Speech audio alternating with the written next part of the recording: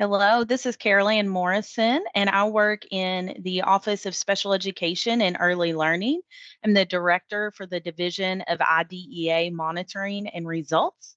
And today I'm going to share some information with you about general supervision and results driven accountability. This information was shared at our annual Directors of Special Education Institute in September. And so we are just sharing this information again with you today. First, let's talk a little bit about general supervision and results driven accountability.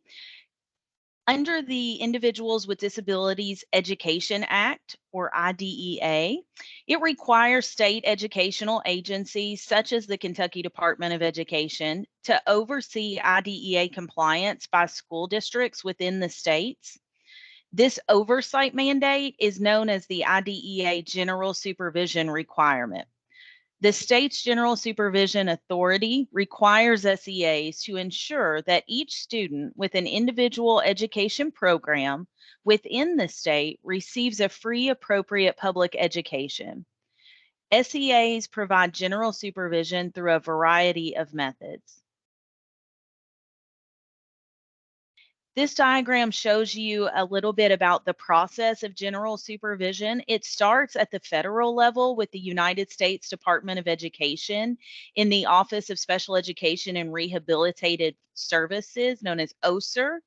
And then within that office is the Office of Special Education Programs.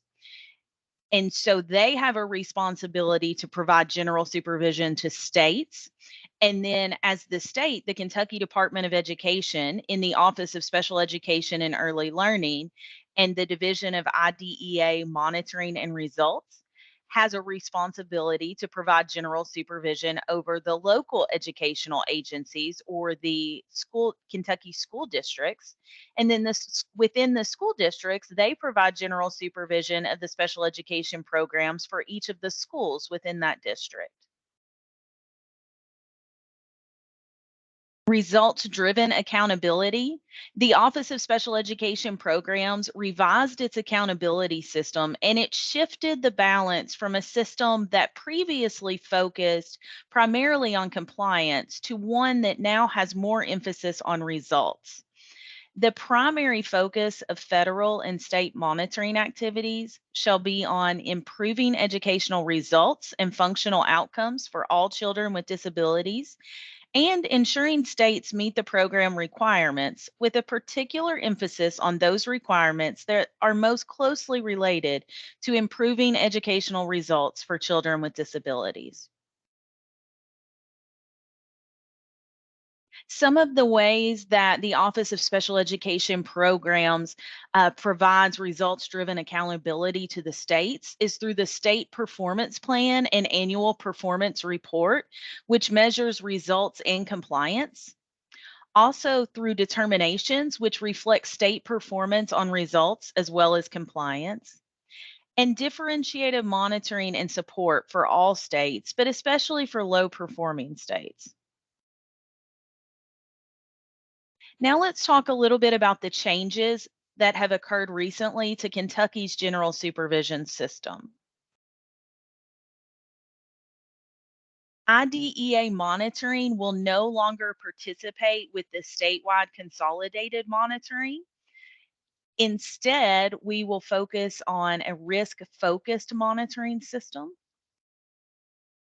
Differentiated monitoring and tiered engagement is the Office of Special Education and Early Learning's new plan for general supervision, which includes monitoring activities and tiered support for local school districts. Some of those include risk-focused monitoring, comprehensive special education review, and other monitoring activities that we'll discuss later.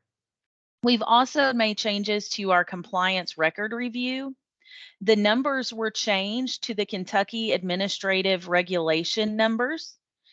Items were reworded to clearly cite the KARs. The font was changed for accessibility, and the form was converted to an online fillable form. Differentiated monitoring and tiered engagement. Differentiated monitoring and tiered engagement is a tiered support system that provides engagement to all school districts in Kentucky. Tier 1 is universal and available to all school districts. Tier 2 is targeted and provided to individual school districts or small groups of school districts. And Tier 3 is intensive and required for a small number of school districts. And this pyramid just shows you, or this triangle shows you these different tiers in a graphic format. Let's talk a little bit more about universal engagement, which is tier 1. As I said before, it is available to all local school districts in Kentucky. And here are some examples of tier 1 engagement. We have the annual Dose Institute, OSEAL Guides, which is a new mentorship program for directors of special education who are in their first, second, or third year. Special Ed Connections online resource is available for each local school district in the state. Multiple guidance documents that are located on our website. A technical assistance network that can be information can be found on our website for different TA providers that can help support local school districts. OSEAL News You Can Use, which is a weekly email sent out to provide information. OSEAL Newsletter is a quarterly newsletter that's sent out to provide additional information to local school districts. Greta's Dialogue with Directors occurs every other month and provides updates and information to local school districts.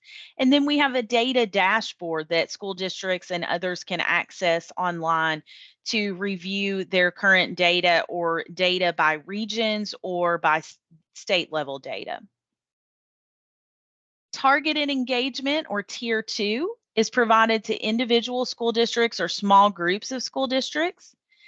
And it includes individualized targeted assistance for districts that are scoring in the top 15% on the risk assessment rubric, but that are not identified for a risk focused monitoring visit for that school year. We also have indicator desk reviews and alternate assessment desk reviews, justifications, and assurances. And then intensive engagement in Tier 3 is required for a small number of school districts, and it includes risk-focused monitoring, comprehensive special education review, Kentucky Educational Collaborative for State Agency Children, KECSAC, correctional facilities monitoring, management audits, and fiscal audits. Let's talk a little bit more about risk-focused monitoring.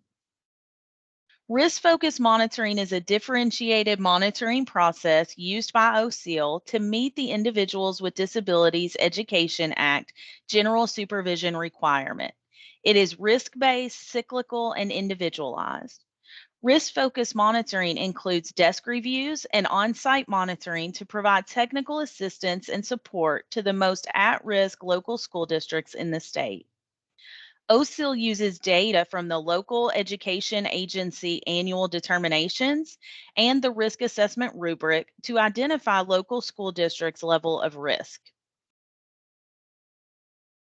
There are two ways that a district can be identified for risk focused monitoring. The first is if their LEA annual determination is anything less than a meets requirements. So if it needs assistance, needs intervention, or needs substantial intervention, and the school district has not been monitored in the last 2 years or more through a focused monitoring visit.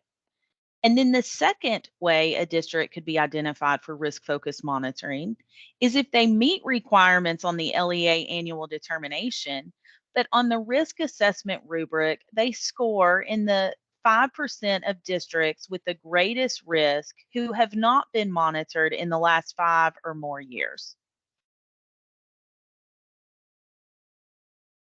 The LEA annual determinations components that are included with that are some of the state performance plan annual performance report indicators. Those include indicator 1, which measures graduation, indicator 2, measuring dropout, Indicator 4B, measuring suspension and expulsion. Indicator 9, measuring disproportionate representation. Indicator 10, measuring disproportionate representation in specific disability categories. Indicator 11, measuring child find. Indicator 12, measuring early childhood transition. And indicator 13, measuring secondary transition. Additional components included in the LEA annual determinations are Kentucky summative assessment data. We include participation for grades 4 and 8 in reading and math, and then proficiency for 8th grade math, and also noncompliance identified through an on-site visit during that school year. The risk assessment rubric includes measures that are not included in the LEA annual determinations. These measures include percentage of students receiving special education and related services, timely and accurate submission of IDEA data, IDEA formal written complaints that resulted in violations, Director of Special Education experience, significant disproportionality, and state performance plan annual performance report indicators that are not included in the determinations but are included in the risk assessment rubric are 4A, 5A, 6A, 7, 8, and 14C.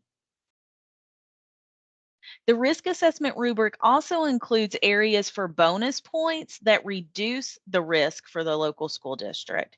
These include a timely grant management application and planning submission, participation in the OSIL Guides mentorship program, participation in a transformation zone, which is part of our SSIP work, meets requirements for LEA annual determination for the last 5 years. And so each of those areas provide a bonus point on the risk assessment rubric. Prior to a risk-focused monitoring visit, here are some things that occur. The Office of Special Education and Early Learning will review data for local school districts identified for risk-focused monitoring to determine the focus area or areas for each visit. Notification of risk-focused monitoring visits will be emailed to local school district superintendents and directors of special education. Those notification letters were emailed to districts on August 29th of this school year. The Office of Special Education and Early Learning will conduct desk reviews of student records the week before the on-site visit.